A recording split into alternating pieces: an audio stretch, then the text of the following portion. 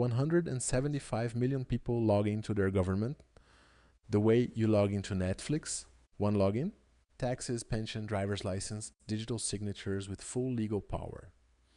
The World Bank ranked this country number 2 on earth in digital government. It's not Estonia, it's Brazil and America 20 years and one law later. Still can't ship a national ID? Let me show you what daily life looks like inside this thing. Because I don't think people outside Brazil have any idea. There's a platform called gov.br.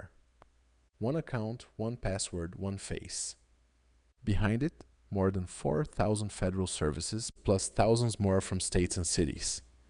My driver's license lives in my phone. My work history, my vaccination records, and my pension.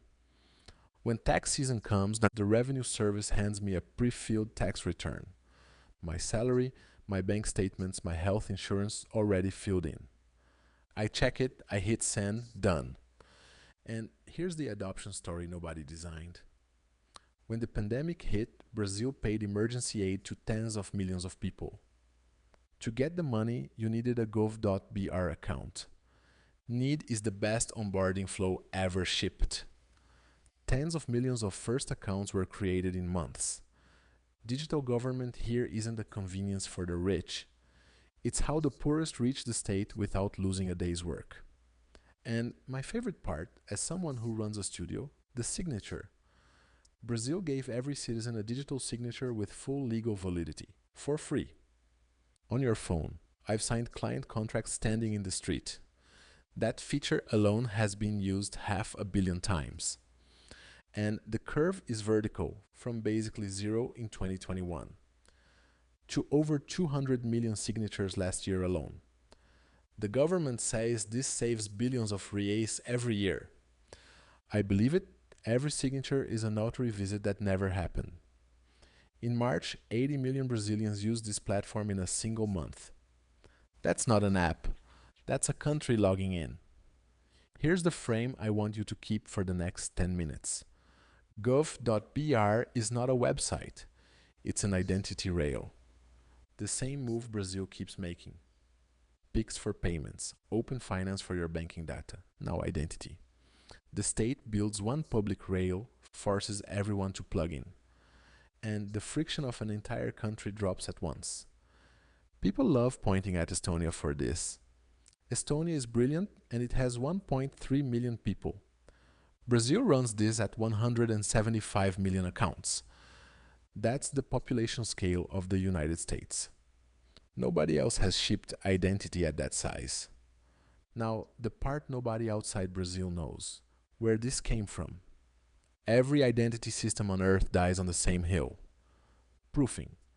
Anyone can create an account. The expensive question is, how do you prove the person behind the account is real at population scale? Brazil had already paid that bill, decades ago, by accident. If you saw my video on Brazil's electronic voting machines, you know the electoral court spent 15 plus years collecting fingerprints to authenticate voters. That database now covers about 140 million people, almost 90% of the electorate, the most expensive asset in any digital identity system. Verified biometrics of nearly every adult. Brazil already had it. It was sitting inside the voting infrastructure.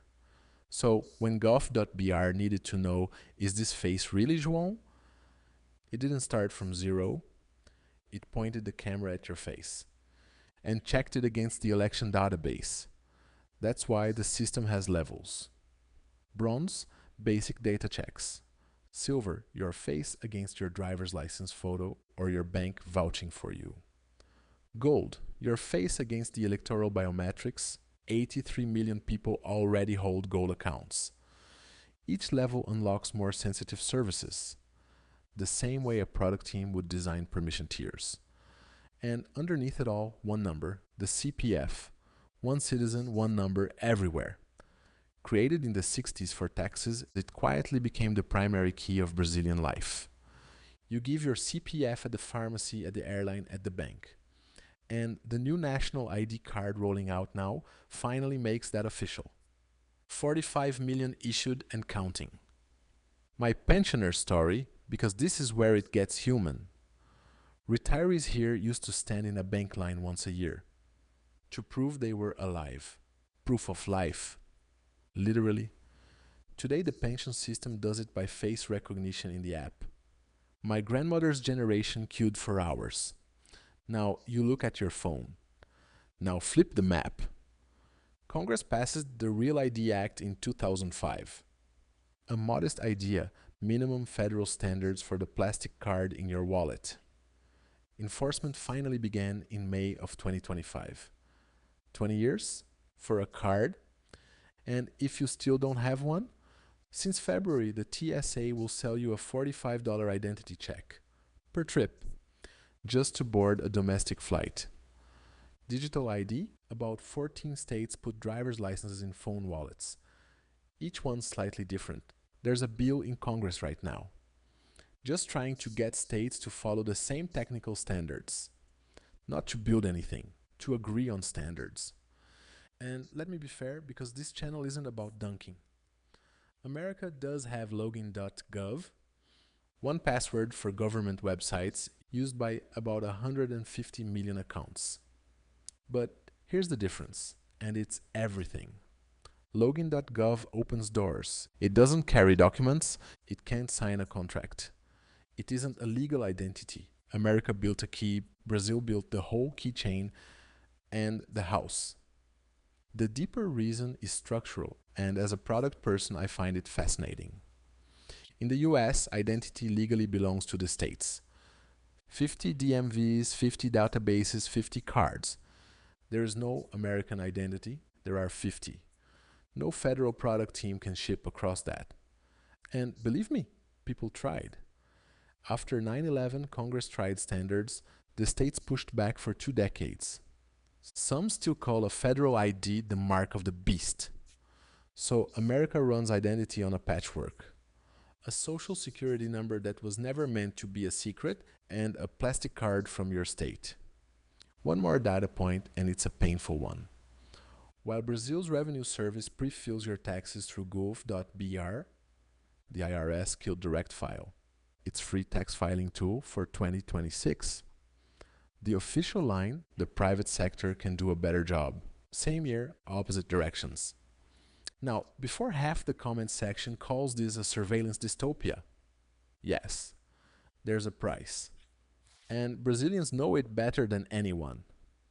One login for everything also means one target for everything. Brazil lived through one of the biggest data leaks in history. In 2021, records on 223 million CPF surfaced online. More entries than people alive in the country. That leak came from private databases, not from gov.br. But it taught everyone the math.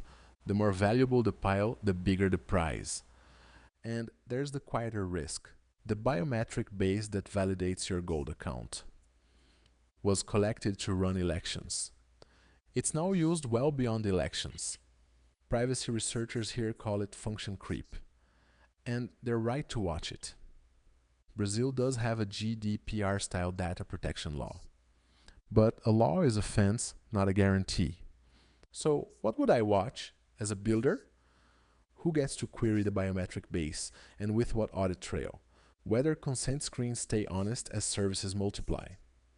And whether deleting your account stays a real off switch. Here's my honest read, same as my Drex video. This is the trade Brazil keeps making. Build the public rail, take the concentration risk, and try to regulate it, instead of not building at all. Americans made the opposite trade, and the result is the DMV line and the $45 fee. Neither side gets to pretend their trade was free. So, what's the lesson I take from inside? The most radical thing a government can ship isn't a flashy app. It's boring infrastructure, one identity, one rail, that 4,000 services can plug into. Brazil didn't out-innovate America on technology. Face matching is a commodity. It outshipped America on institutions. One number, one biometric base, and one decision maker willing to ship. That's the pattern this channel keeps finding. PIX, Open Finance, the grid. Now identity. The trenches look different from the inside. And if you're American, the point isn't envy. It's that none of this is magic. It's one number, one biometric base, one product decision, repeated for 20 years. Institutions compound the same way code does. If you want the foundation of this story, my electronic voting video explains where those 140 million fingerprints came from. It's linked below. Subscribe if you want the next rail explained from the inside.